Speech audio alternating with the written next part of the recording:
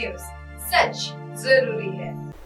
केजरीवाल सरकार ने एक और घोटाले की स्क्रिप्ट तैयार कर ली है। नमस्कार, मैं हूं आपके साथ खुशी। आप देख रहे हैं देश की दिशा और दशा। अरे ये कोई किसी और की बात नहीं, भले ही अपने केजरीवाल सरकार की है। दिल्ली की वर्तमान सरकार योग्य तो है, सही तो है।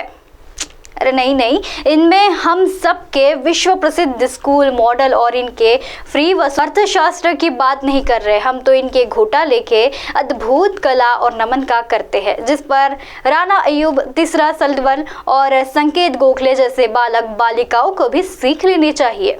अब आप सोच रहे होंगे कि किस चीज़ की खुशी में इनकी विशेष योग्यता की चर्चा हो रही है। तो असल में G20 की आगामी सम्मेलन के पीछे में घोटाला मंत्री, क्षमा कीजिए गुस्से में इधर उधर निकल जाता है, यानी हमारे दिल्ली के प्रांत के वर्तमान शिक्षा मंत्री एवं उप मुख्यमंत्री मनीष सिसोदिया रोते गाते हुए केंद्र सरकार के द्वार पहुंच गए हैं और मलिक को फंड देते हैं। अब किस लिए, ये तो आपको जरूर जानना होगा। केंद्र से मांगा 927 करोड़ रुपए का फंड, जिस पर मनीष सिसोदिया ने शनिवार को केंद्र सरकार को इस संबंध में पत्र लिखा था। सबसे बड़ी तो बात यही है कि उन्होंने क्या लिखा था, ये हम जान रहे हैं कि महोदय ने राष्ट्रीय राजधानी दिल्ली में G20 शिखर सम्मेलन के चलते केंद्र से विशेष विकास के लिए 927 करोड़ रुपए का अनुदान मांगने की मांग की थी। जी हाँ, कोई छोटी मोटी रकम नहीं है, 927 करोड़ रुपए की। सिसोदिया महोदय का कहना है कि दिल्ली सरकार के लिए G20 शिखर का ये जो सम्मेलन है, इसकी तैयारी के वास्ते अपने समिति संसाधनों पर उनको अतिरिक्त 927 करोड़ रुपए का खर्च होगा और ये कोई खर्च आसान नहीं है। अब रुकिए, अब आगे ये तो बस शुरुआत है, आगे की तो बात बची हुई है। सिसोदिया ने दावा किया है कि केंद्र को अपना जो हिस्सा है उसके रूप में दिल्ली का कुछ भी भुगतान नहीं किया जाएगा और शहर सरकार को कोई भी अतिरिक्त अनुदान दिया जो गया है उसमें भी किसी की कोई भी रोक टोक नहीं रहने वाली है। सिसोदिया के अनुसार राज्यों में नगर निकायों को के आबादी के हिसाब से जो दी जा रही थी धनराशि, वो भी दिल्ली नगर निगम यानी MCD को उपलब्ध नहीं किया जा रहा है। मतलब सारा पैसा आखिर खा कौन रहा है।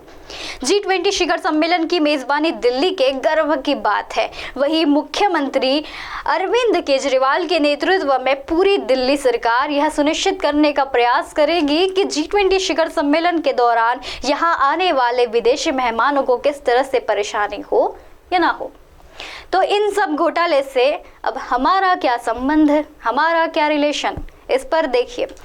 G20 एक विश्व प्रसिद्ध समूह है जो कि आपको पता है बहुत ही ज़्यादा चर्चा में चल रहा है, जिसके सम्मेलनों का कार्यभार इस वर्ष के अध्यक्ष होने के नाते भारत को सौंप दिया गया है। अब चूंकि शिखर सम्मेलन देश की राजधानी दिल्ली में हो रहा है, तो स्पष्ट और क्लियर तो बात यही है कि भव्य अवसर के लिए दिल्ली सरकार और केंद्र सरकार को एक तो होना ही पड़ेगा।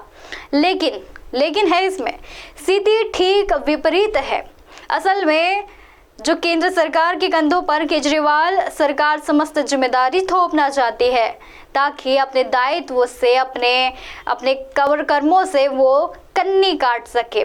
अब केजरीवाल सरकार की क्या योजना है जिस पर वो इतना सारा पैसा मांग कर खा रही है, तो ये जानेंगे कि 927 करोड़ रुपए की अतिरिक्त मांग किस लिए की गई।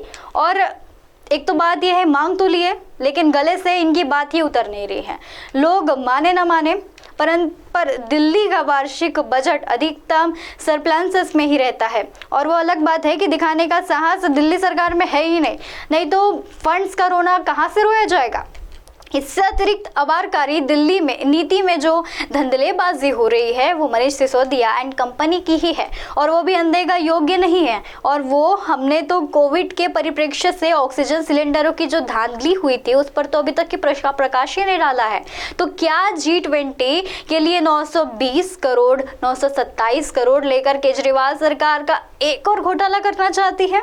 जैसा कि हमने पहले भी देखा है कि किसी कांग्रेस की सरकार के दौरान कॉमनवेल्थ गेम्स का आयोजन के दौरान एक बड़ा सा घोटाला सामने आया था। वैसे भी केंद्र सरकार अरविंद केजरीवाल और उनका आम आदमी पार्टी कुछ ही वर्षों के लिए अंदर में भ्रष्टाचार का एक नया पर्याय बनाती नजर आती है और अभी भी एक नया पर्याय वो खोज निकाल के लाई है। केजरीवाल सरकार में एक और बार फिर से कई भ्रष्टाचार मामले सामने आ रहे हैं।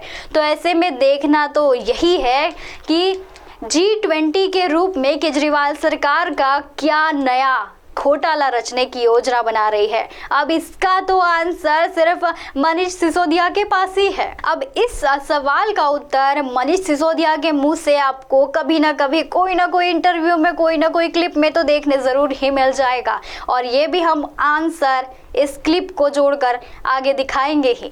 तब तक के लिए बने रहिए देश की दिशा और दशा में।